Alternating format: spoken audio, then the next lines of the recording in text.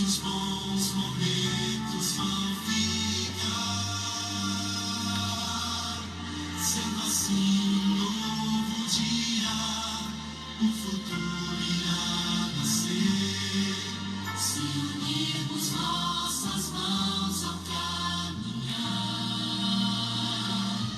ser amigo é repartir os bons momentos da certeza que existe amor em cada intenção. Hoje eu trouxe o meu celular para precisar ver quantos... Ah, Ivone tem um lá.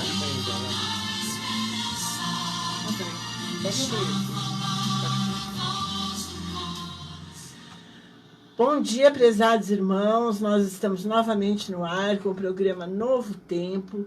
Cumprimentamos a cada um daqueles que nos ouvem pelo rádio, daqueles que estão nos assistindo pela transmissão do Face. Que o Senhor abençoe a todos. Vamos orar juntos? Pai de amor, nós te suplicamos nesta manhã que o Senhor, com seu Santo Espírito, nos ilumine.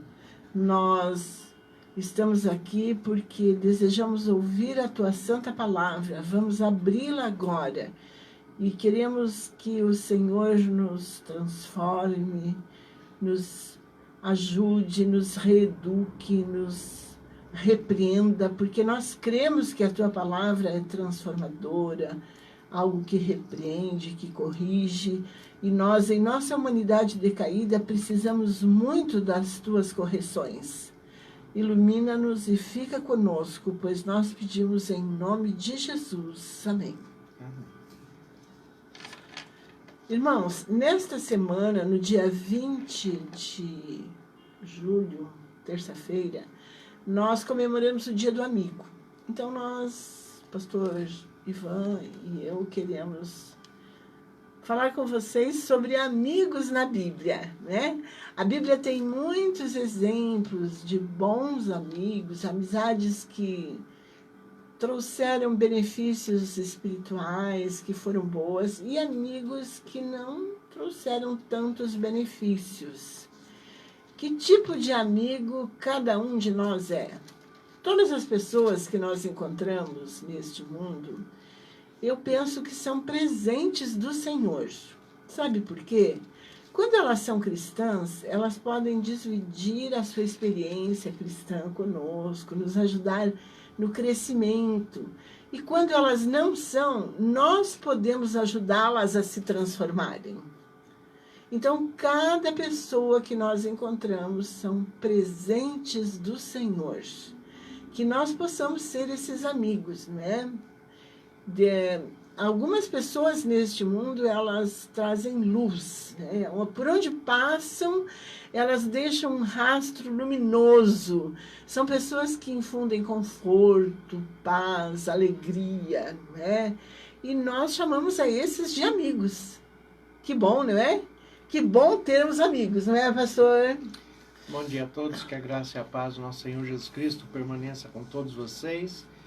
É muito bom nós termos amigos. Eu costumo dizer que os amigos formam a família que nós temos a oportunidade de escolher. É mesmo, né? Então, Deus nos dá esse privilégio de escolhermos os amigos para que nós formemos a nossa família social, a nossa família espiritual, né? Os laços espirituais formam vínculos muito fortes, né? E quando eu falo de laços espirituais, eu estou falando daquelas pessoas que nós nos identificamos pelo Espírito, né? Também do nosso meio eclesiástico, da nossa denominação, da nossa igreja, mas nós temos amigos espirituais de todos os lugares, de outras denominações, né? Sim, Inclusive que nos acompanham agora de outras denominações, né? De outras religiões, mas que nós temos uma afinidade, uma proximidade espiritual e sentimos que às vezes nós conhecemos uma pessoa há poucos meses, parece que somos amigos a vida inteira. Né? Porque é assim que Cristo faz conosco, né? Uma expressão que é muito usada na liturgia católica da missa, né, o amor de Cristo nos uniu. É uma expressão bíblica, né, mas muito usada na liturgia da missa católica. E é um fato, né, acima de tudo, o amor de Cristo tem que nos unir, né, pelo vínculo da paz, pelo vínculo espiritual, para que nós sejamos bons amigos, né? Porque, infelizmente, na nossa humanidade, nem sempre nós temos bons amigos e nem sempre somos bons amigos. Nós temos que observar também as nossas limitações e aprender com os nossos erros, buscando o crescimento. É isso mesmo. Então, na Bíblia existem alguns amigos que foram, assim, muito pródigos, muito bons, né? A amizade, por exemplo, de Jonatas e Davi, não é? Que a Bíblia conta. É uma coisa, assim, muito adequada para nós copiarmos, né? Para nós sermos pessoas semelhantes a Jonatas, que sempre protegeu Davi, sempre procurou o bem-estar de Davi. A relação de Jonatas e Davi, ele tem o perfil vamos dizer assim, o perfil da amizade perfeita. Né? Exatamente. Né? Dentro da expressão da humanidade, é o perfil da amizade perfeita.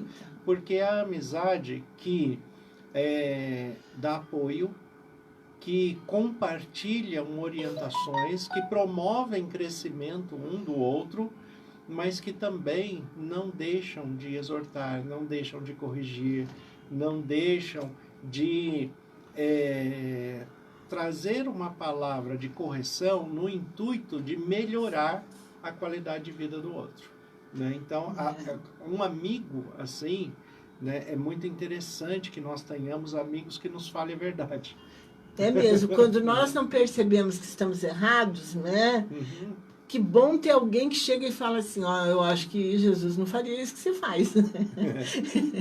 Então nós temos que ter cuidado, né? Ter atenção, né? Com essa questão de que na seleção dos amigos, porque dentro da estrutura psicológica humana tem algo bastante interessante, tem algo chamado seleção natural.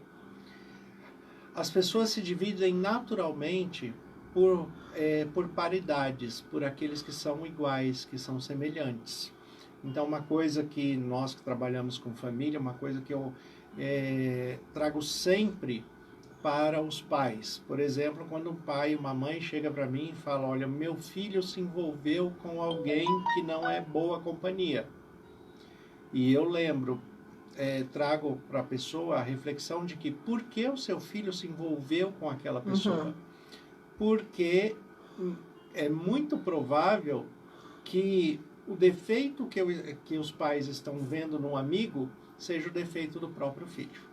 Né? Porque a semelhança atrai. Né? As pessoas se envolvem. Pode ver que normalmente o alcoólatra tem amigos alcoólatras, o drogado tem amigos drogados. Né? E as pessoas de boa índole, na divisão social, né, também se dividem por afinidades. Né? Então, os amigos, eles revelam muito daquilo que nós mesmos somos. Né? E por aí nós já podemos ter um bom aprendizado. Observando quem são o nosso ciclo social de amizade, nós observamos muito daquilo que realmente nós somos e nem percebemos. E aí, muito do que alguém pode criticar num amigo, né, ele está criticando de si mesmo. Ele foi o exemplo para o amigo, né? Um exemplo para o amigo. Nesse sentido, nós temos que tomar muito cuidado mesmo. Por isso que a comunhão diária com Jesus, lermos a Bíblia, meditarmos naquilo que lemos, porque tem gente que chega a ler correndo, sai depressa, nem pensa naquilo que aquela palavra quer dizer, né?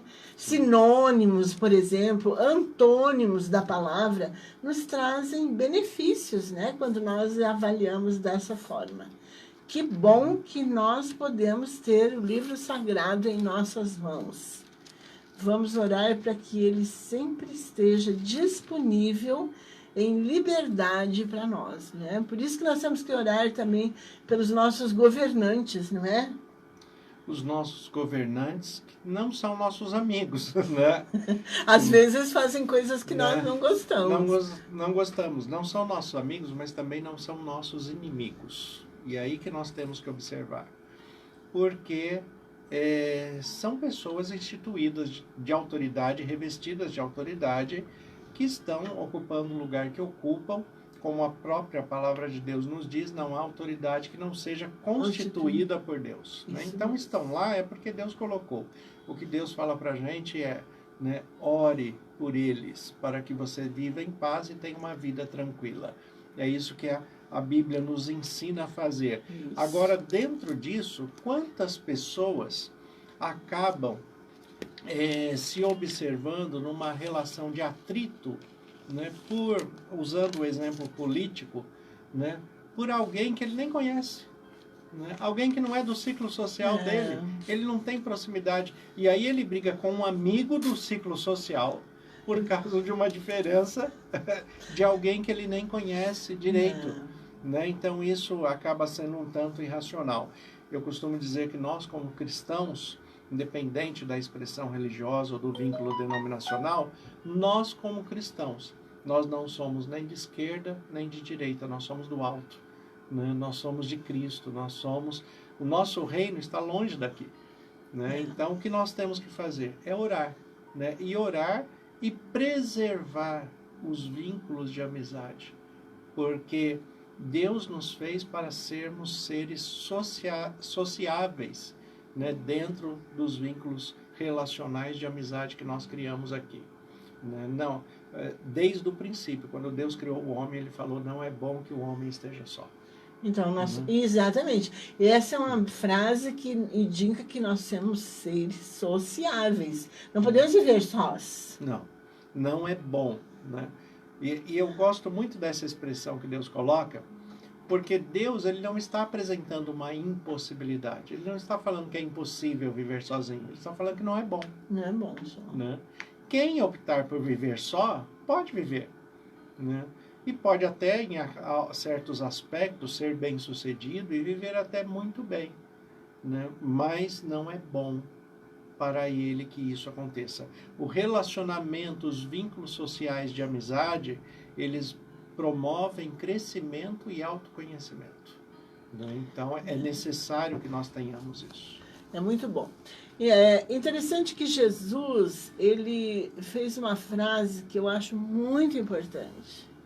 Está em São João, né? O Evangelho de São João, capítulo 15, ele disse assim, eu já não vos chamarei servos, mas vos chamo amigos. Né? E Jesus fala algo bastante interessante, né? Jesus, na sua humildade, ele fala assim, ninguém tem um amor maior do que esse, de dar a vida pelos seus amigos. Porque ele estava dando a vida por nós, né? Por nós. Mas daí o apóstolo Paulo, em Romanos, traz algo à reflexão que é verdadeiro e que Jesus mesmo não poderia falar de si. Porque senão é aquelas questões. Às vezes a pessoa vai fazer entrevista de emprego e lá na ficha que ele tem que preencher fala assim, classifique sua humildade de 0 a 10. Né? Como que eu posso classificar a minha humildade? Difícil. É difícil eu colocar 0. Ou colocar 10, por exemplo. Ou colocar 10, né? Ou mesmo que eu coloque 5, que é um equilíbrio, mas de qualquer maneira eu não posso fazer esse tipo de juízo a mim mesmo. É o outro que tem que fazer. E o apóstolo Paulo, falando de Jesus, com essa relação de amizade, ele fala que Deus provou o seu amor por nós, tendo Cristo se entregado, sendo nós ainda pecadores, inimigos de Deus. Então Jesus, ele entregou a vida pelos seus amigos, entregou, como ele diz em João 15. Mas, acima disso, ele entregou a vida pelos inimigos. Porque nós, por exemplo, não criamos em Jesus nessa época ainda, né? Nem era nascido, né? Então, não, mas a questão, no tempo de Jesus, quando João escreve no capítulo 1, veio para o que era seu, mas os seus não receberam, mas a todos quanto receberam, deu-lhes o poder de serem feitos filhos de Deus. Jesus, quando entregou a sua vida né, ele já sabia que muitos não aceitariam o sacrifício, assim como muitos não aceitam hoje o sacrifício de Cristo, o vínculo de amizade com Cristo, né? Por quê? Porque a amizade com Jesus envolve senhorio, né? Jesus, em João 15 mesmo, né, no versículo 14, ele coloca assim: vós sereis meus amigos se fizerdes o que eu vos mando. Ele quer ser senhor da nossa vida. É. Então, assim, né, ele não é um amigo permissivo, ele não é um amigo que deixa tudo rolar livremente. Não, ele é um amigo verdadeiro. É um amigo que orienta, é um amigo que corrige, é um amigo que exorta. E voltando ao que eu falei no início, esse é o amigo verdadeiro. O amigo verdadeiro é aquele que vê uma alface no seu dente e fala. Né? Olha, você está com um pedaço de comida no rosto. No rosto. Não é aquele que não fala para você e fica comentando com o outro que tem algo de errado em você. Esse não é um amigo verdadeiro. Né? Um dos textos da palavra de Deus fala que nós podemos ter amigos que são mais chegados que o irmão. É mesmo, Provérbios 18, 24. Esse texto é muito maravilhoso, porque o irmão, todos nós que temos irmãos, né, a gente sabe que irmão, a gente chegava lá e dava um encontrão para dizer, você está errado. A gente brigava todo dia, né? Mas quando a gente se ausentava, chorava. Um chorava do lado de cá, o outro... Sentia falta, né, do outro, a ausência. Não tinha com quem brigar. Ficava chato, né? Ficava chato. Mas a questão há amigos mais chegados que o irmão. Né? E não que o irmão não possa ser amigo. Né? O vínculo fraternal, o que o texto de Provérbios está falando é que o vínculo fraternal social, ele pode ser tão íntimo quanto um vínculo de laço de sangue. Certo. Né? E deve ser olhado com essa perspectiva. As pessoas não têm ideia do valor real de uma amizade. Né? E muitas pessoas acabam traindo este vínculo feito pela expressão social, sem perceber o quanto que eles estão afetando o outro e o quanto que eles estão trazendo prejuízo ao outro, né? Porque, né, por exemplo, um casal que tem uma traição, né, durante a sua experiência de vida conjugal, né? A traição sexual, a traição financeira, né? Isso é menor do que a traição da confiança, de amizade que aquele casal criou entre si. Né? Porque o dinheiro não compra isso. Porque o prazer da sexualidade não oferece isso. Né? Então, o que ele sente mais, o que a pessoa sente mais, é que ela foi ferida no depósito da sua confiança, né? Na sua relação de experiência de vida. E aí a dificuldade maior de restaurar um vínculo de amizade, mesmo dentro de uma questão conjugal ou de um vínculo familiar, a questão maior é a retomada da confiança. É muito difícil, demora tempo, né, você retomar a confiança, e o outro vai ter que ter paciência e se dedicar um pouco mais nessa questão. Né? Porque a pessoa vai ter que provar que aonde ela errou, ela agora quer consertar, né? E provar isso não é fácil, né? Não é instantâneo, não é um estralar de dedos, né? É diferente. Exige companheirismo, exige convivência, exige observações, né?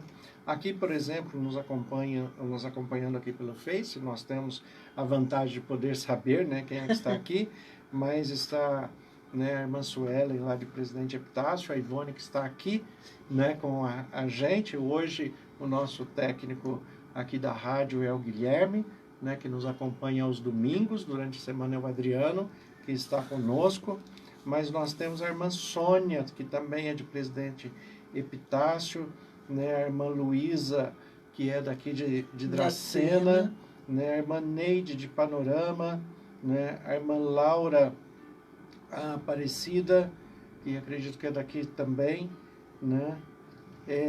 Que nos acompanham também como amigos, né? Como amigos, e todos vocês que nos acompanham pela transmissão da rádio, que nós não temos a oportunidade de observar o nome, né? Porque daí não tem como identificar, mas são nossos amigos todos os domingos, né? Em toda a programação, que acima de tudo são amigos de Deus e estão ligados no programa porque buscam uma boa reflexão, uma boa orientação, né, um direcionamento espiritual, para que nesse primeiro dia da semana já tenha uma reflexão boa para continuar a sua semana na presença de Deus, na presença do maior amigo que nós temos, que é Jesus Cristo. Exatamente. Eu lembro de alguns que sempre me falam que estão ouvindo o programa. Então eu quero cumprimentar pessoalmente a irmã Neuza, o irmão Fernando de Junquerópolis, que sempre nos liga aqui. Bom dia, Fernando, que Deus o abençoe e que esta mensagem o ajude a ser mais semelhante a Jesus. Abençoa, Senhor, também a todos aqueles que nós não lembramos os nomes, mas que o Senhor esteja com todos, né? Que nós possamos refletir o amor de Jesus, o amor que Ele tem por nós, e que nós sentimos a cada dia na sua proteção, na segurança que Ele nos dá, nós possamos refletir aos outros, né? Compartilhar com eles essa experiência com Jesus, né? Sim. É isso que vai atrair as pessoas para Jesus, a experiência pessoal que nós temos. Que nada substitui a nossa experiência, né? A nossa experiência é uma coisa muito significativa para as pessoas. Sim, e a experiência de vida é algo que nós só aprendemos vivendo. Exatamente, não dá para adquirir a experiência do outro, né? Não. Fica difícil. Ouvir o outro é importante, principalmente ouvir as pessoas que têm mais experiência, que têm mais estrada da vida, como diz a música, né? Nessa longa estrada da vida. Mas aqueles que têm mais experiência de vida nos ensinam muito, mas também têm que estar abertos para aprender, né? Porque ninguém sabe todas as coisas. Sabe que uma das experiências mais belas que Ivone e eu vivemos com essa relação de observação, de amizade e da mente e o coração aberto para o aprendizado foi em um dos primeiros encontros de casais que nós fomos. Sim.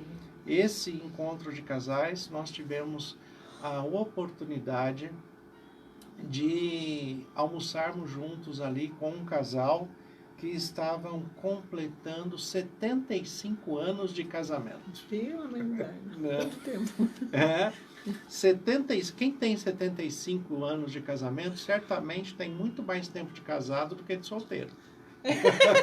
Né? Casou muito cedo. Casou cedo. Né? Casou com 15, 16 anos. Né? Casaram-se muito cedo.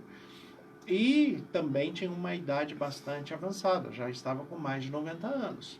Então nós agradecemos pelo privilégio de estarmos juntos ali, e era o primeiro dia do encontro, e nós imaginamos que eles estivessem ali naquele encontro de casais para falar da sua experiência de vida, o que é viver 75 anos juntos. Quantos anos a irmã tem de casado?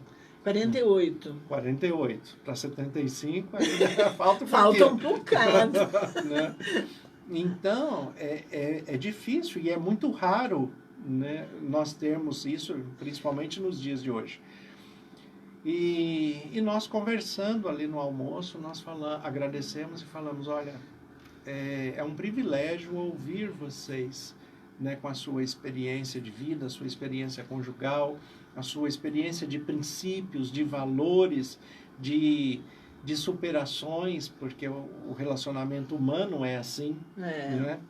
E eles falaram pra gente, olha, nós agradecemos muito as suas palavras, mas nós não estamos aqui para falar.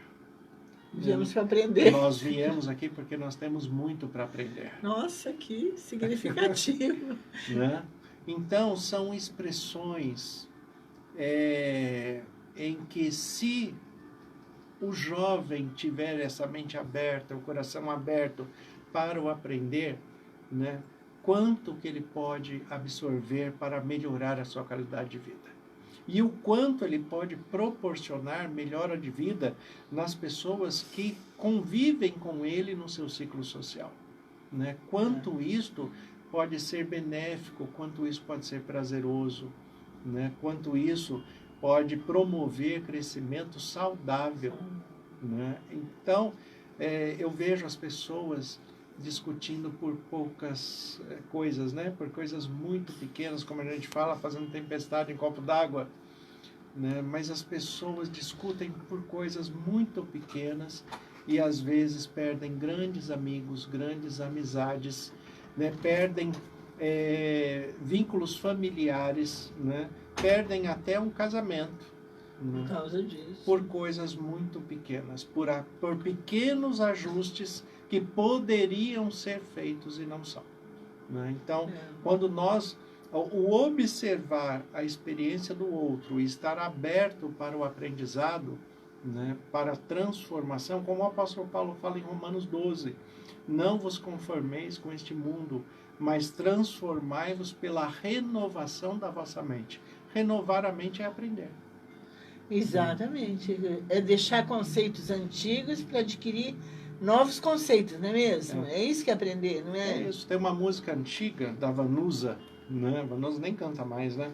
Mas tem uma música antiga dela que ela tem uma letra bastante significativa e ela fala, né? Hoje eu vou mudar, revirar as gavetas, jogar fora sentimentos e ressentimentos tolos, fazer limpeza no armário, tirar traças e teias de angústias e ressentimentos, parar de sofrer por coisas tão pequeninas, e no caso dela, falando, eu vou deixar de ser menina para ser mulher. Olha que legal. Né?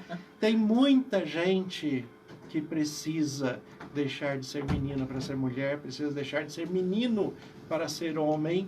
Né? O apóstolo Paulo, em 1 Coríntios 13, ele fala, quando eu era menino, eu falava como menino, pensava como menino, agi como menino.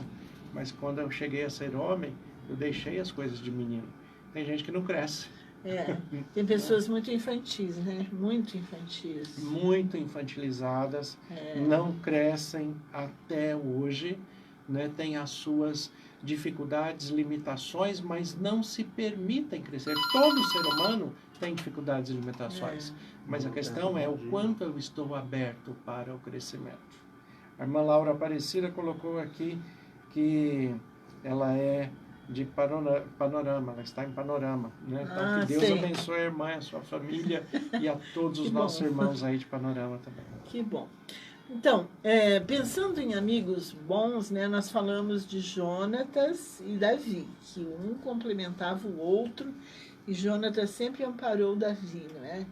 Quando Davi teve o seu reino, ele procurou até os descendentes de Jonatas, né, para ver se havia alguém que precisava de ajuda, e ele encontrou Mefibosete, né? É um nome que nós não usamos. Alguém conhece Mefibosete hoje? Eu nunca vi. É difícil, né? Tem uns nomes bíblicos que não são atuais, né? Não. Então, Mefibosete começou a comer na mesa do rei. Olha que privilégio, por causa da amizade de Jonatas e Davi, né? Que é uma coisa...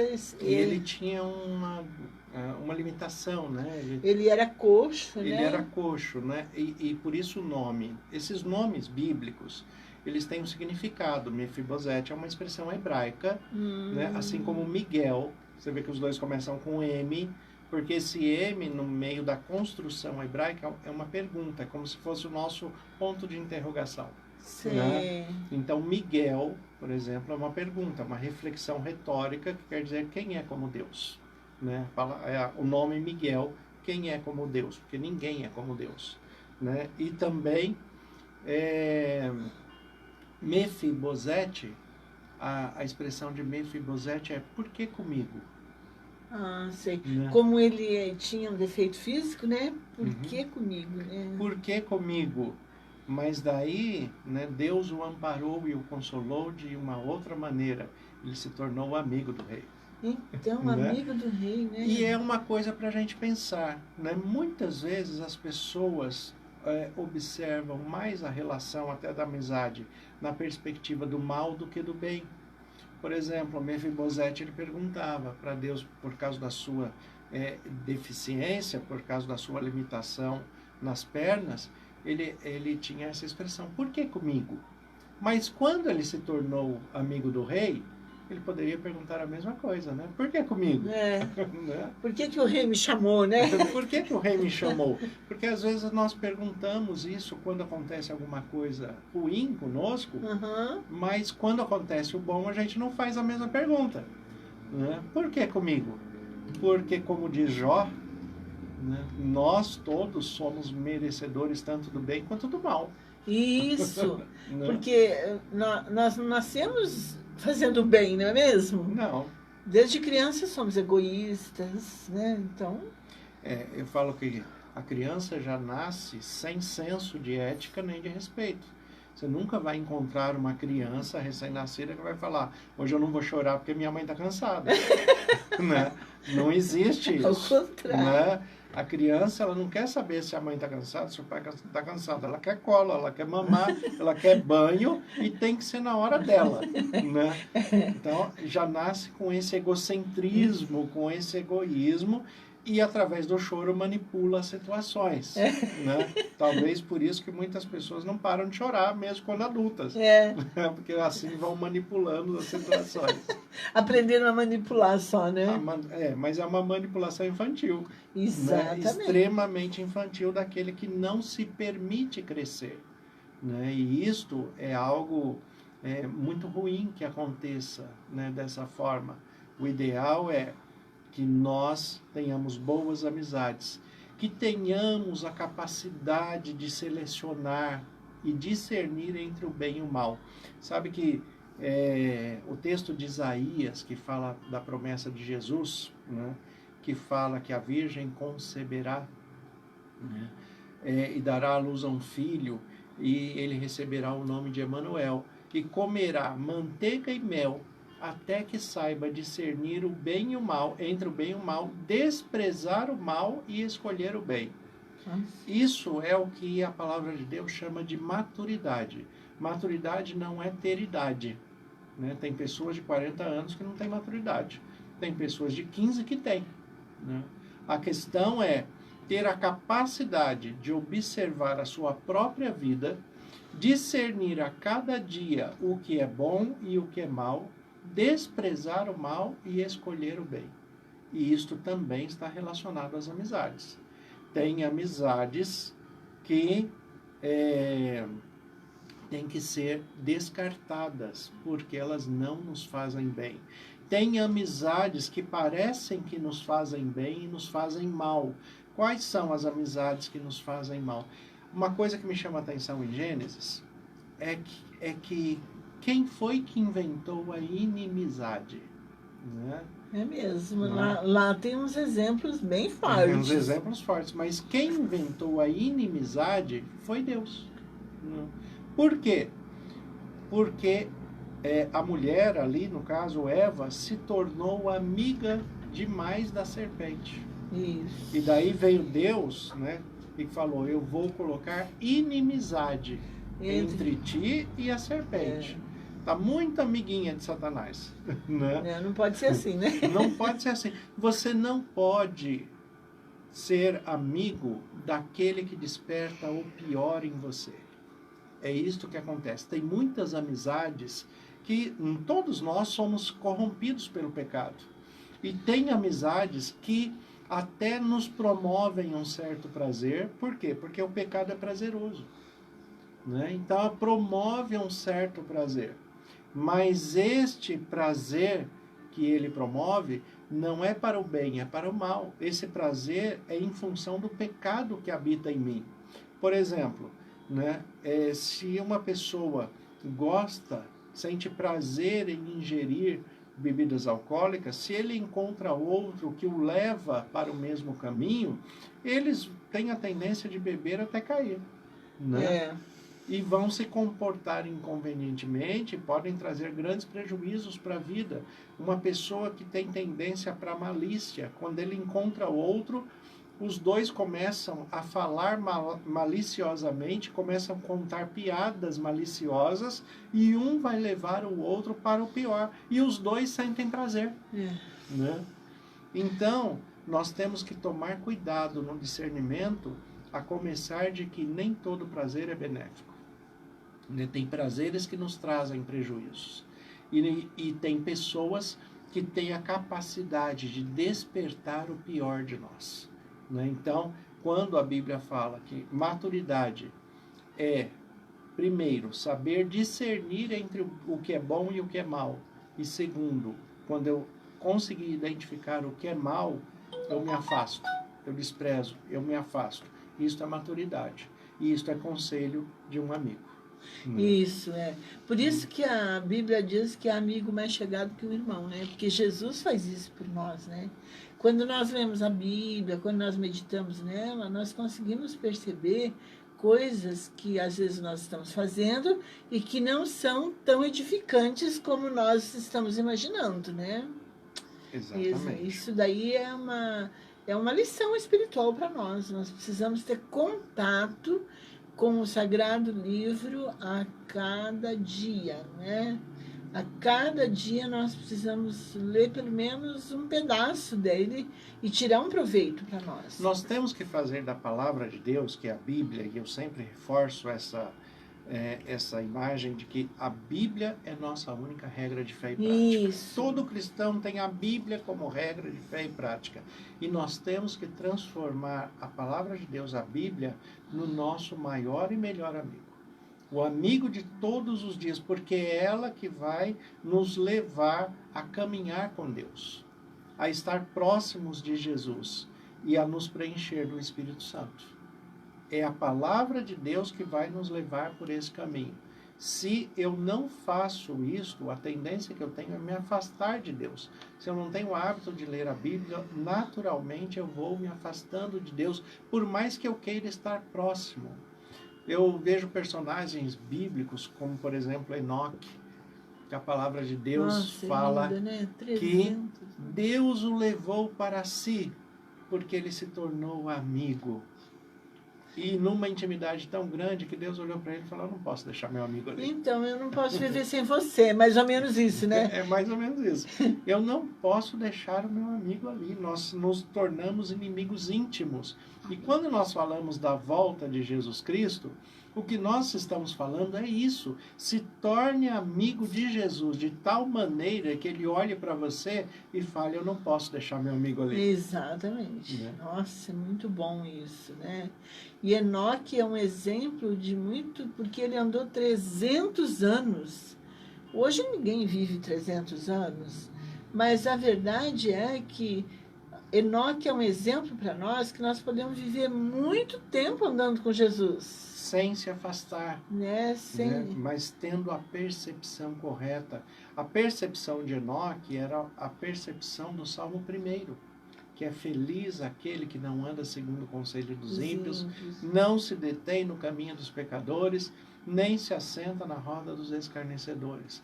Antes tem o seu prazer na lei do Senhor, que é a Bíblia, e na sua lei, na Bíblia, ele medita de dia e de noite.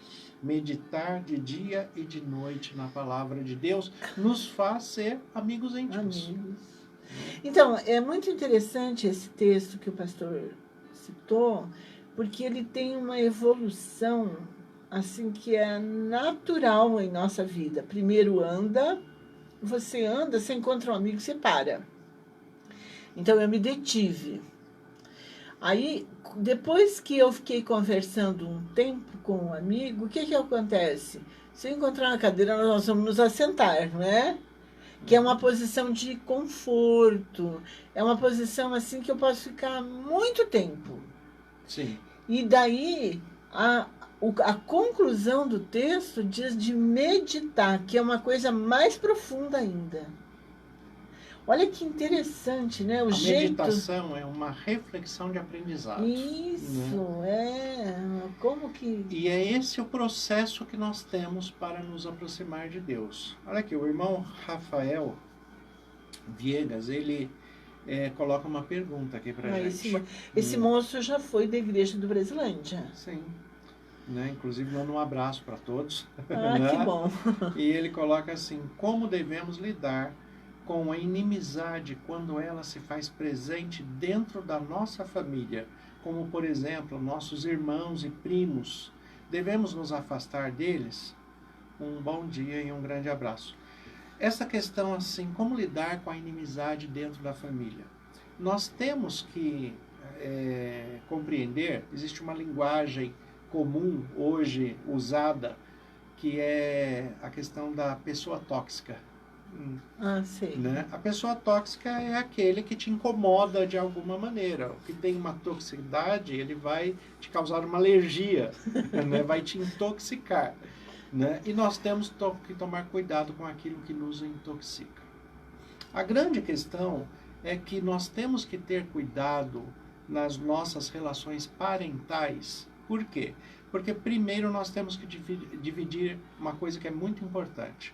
Quando a pessoa se casa, a família de origem passa a ser parente, não é mais família direta.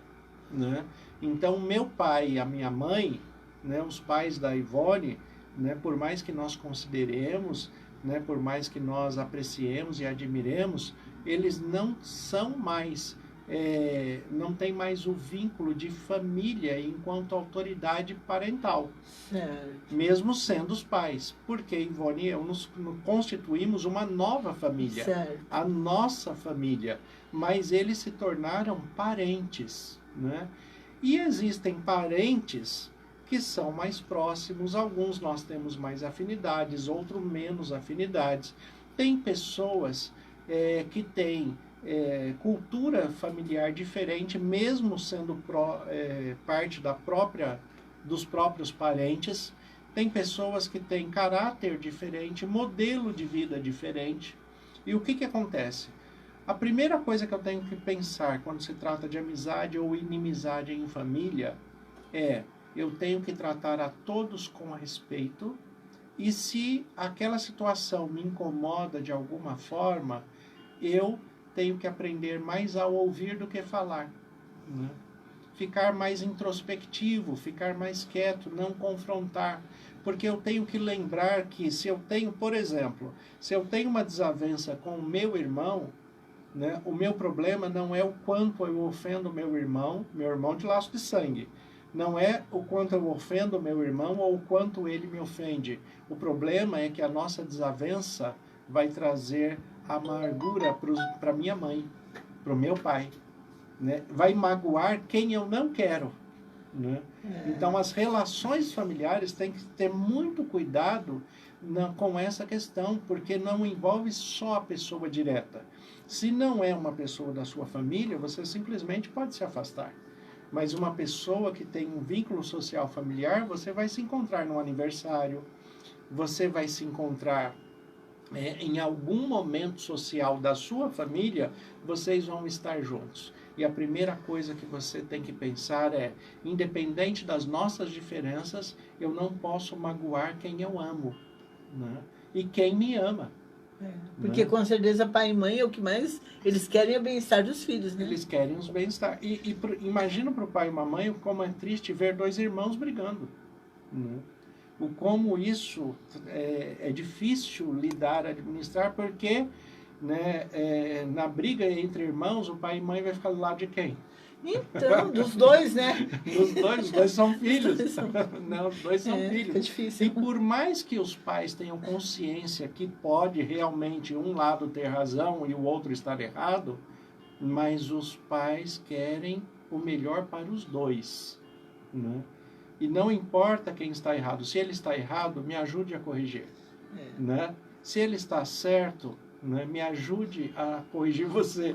Né? A se corrigir. Né? Então, assim, quando existem conflitos entre família, né, então se preserve mais fique mais em silêncio, mais introspectivo, não afronte, evite o menor desgaste possível, promova o menor desgaste possível. Lembre sempre que tem alguém que te ama ali no meio, que você pode magoar muito mais do que aquele que está te ferindo pelas palavras, pelas ações. Né? Então, tome esse cuidado. Que legal, hein? Jesus acho que fez isso, né? Quando os irmãos rejeitaram ele, né? Jesus não afrontou, né? Não. São dificuldades. Jesus teve muitas dificuldades familiares, né? A ponto da mãe e os irmãos, chegou uma hora que eles foram até Jesus, mas não para conversar com ele. A Bíblia relata que foram até Jesus para prendê-lo, para não deixar ele falar. Falar, esse menino falando desse jeito, uma hora ele vai acabar crucificado. Então, e acabou mesmo. Mas ele veio para isso, né? Mas ele veio para isso, mas às vezes a família não entende. Não entende o propósito, não entende o direcionamento. Né? A gente está falando de Jesus num fato extremo, né? Mas coisas mais simples acontecem dentro da família quando os pais, né, ou o irmão, ou alguém da família não entende a aptidão de um filho, né, o direcionamento de trabalho. Muitas pessoas querem impor que os filhos continuem na mesma sequência de trabalho que os pais para darem andamento a um comércio ou a uma tradição familiar, e às vezes o filho tem uma aptidão diferente. Eu costumo falar, tem muitos pais obrigando os filhos a fazerem medicina e o filho gostaria de fazer gastronomia, né? Gostaria de montar um restaurante e ser um Masterchef. Ele seria muito mais feliz e bem-sucedido sendo Masterchef, né, do que se submeter à imposição da família para que ele seja médico. Né? Então, esse respeito tem que haver e em algum momento pode gerar algum atrito, mas os atritos sempre se acalmam quando nós colocamos Jesus para mediar, né? Para ser o mediador. Evódia e Sintique. Elas eram meio que... duas amigas da igreja, duas irmãs da igreja, né? Romanos, né, que dá isso, né? Mas Evódia e Sintique são dois nomes também agora grego, né? Evódia e Euródia, que é o nome grego, né? Evódia quer dizer boa disposição, né? Sintique é resumido, né? Sintético, resumido, né? A diferença das duas nessa questão de personalidade é que Evódia tinha aquela disposição ativa para fazer tudo e resolver tudo agora. Sintique, ela que era a pessoa assim, deixa para amanhã, né? Depois a gente faz, a semana que vem a gente faz. Imagine essas duas pessoas juntas. Ia dar atrito mesmo.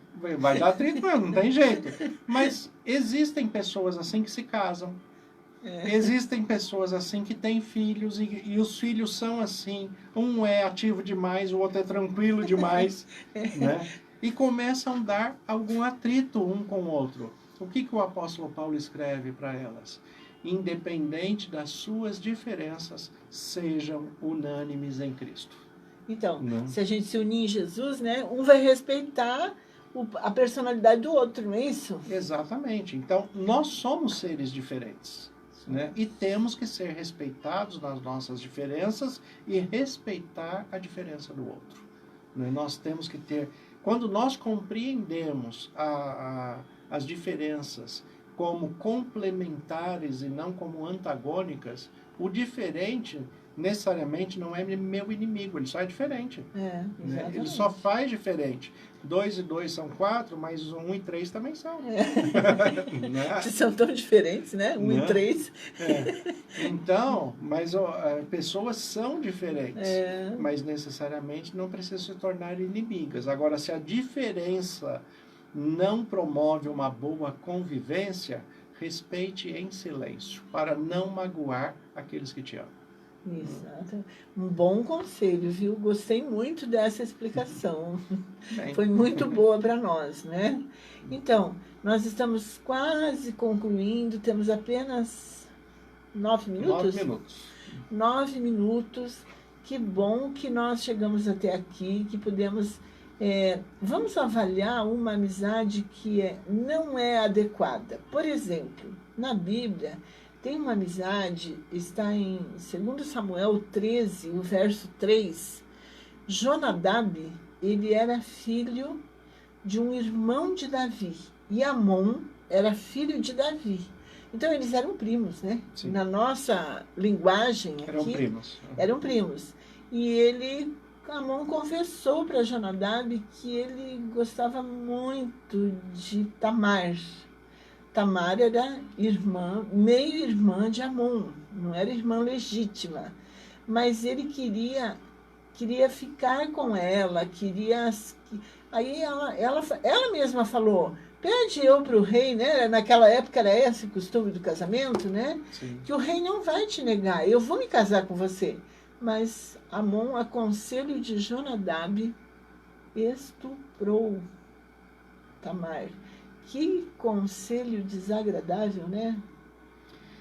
Então, aí volta aquela questão que eu falei, né? O amigo que consegue extrair o pior de você. Então, e ele aceitou. Amon não raciocinou do jeito que nós estamos pensando aqui. Porque teve o incentivo do outro. Né? Quantas vezes nós já fizemos e observamos outras pessoas caindo no mesmo erro, que cometem erros que não gostariam de ter cometidos, atitudes que não gostariam de ter, né? Simplesmente porque foram incentivados no momento errado pela pessoa errada ou por um grupo de amigos.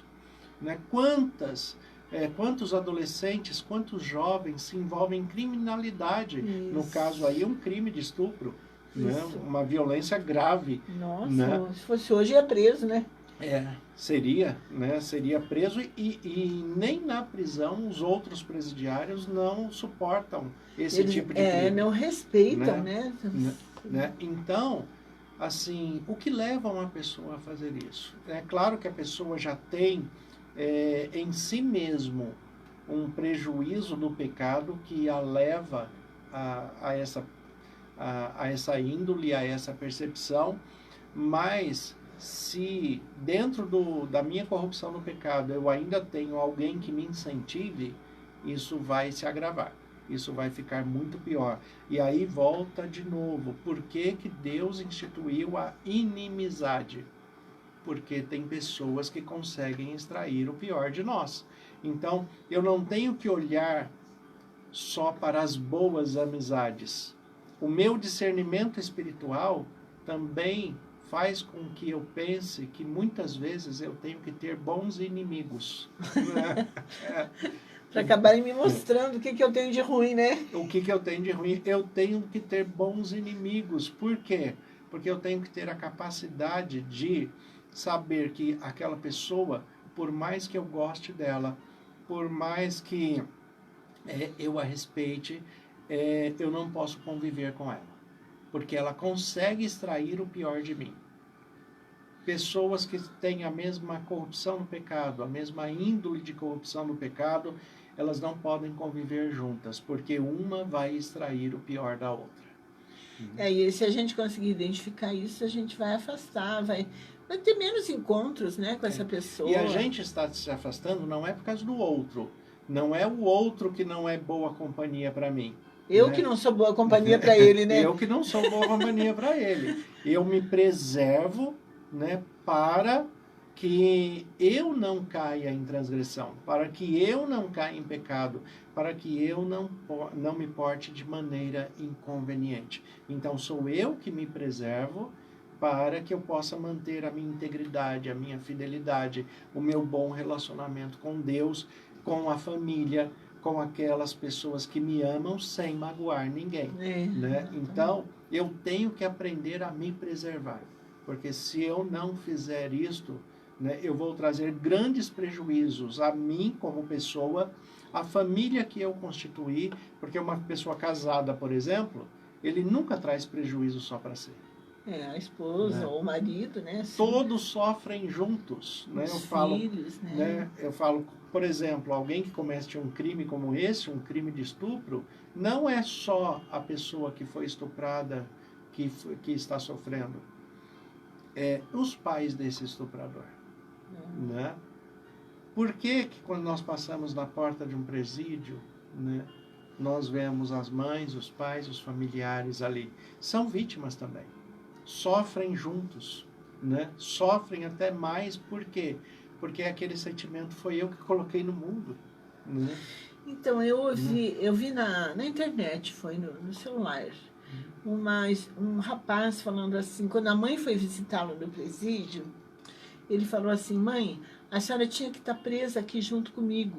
Sabe aquela vez que eu roubei uma bicicleta e a senhora escondeu a bicicleta para meu pai não saber, e nós fomos no mercado?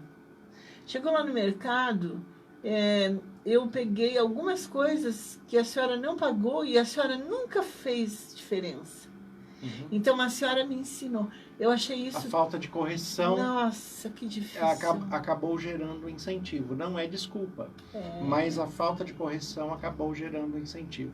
Mas sabe o que é melhor da palavra de Deus?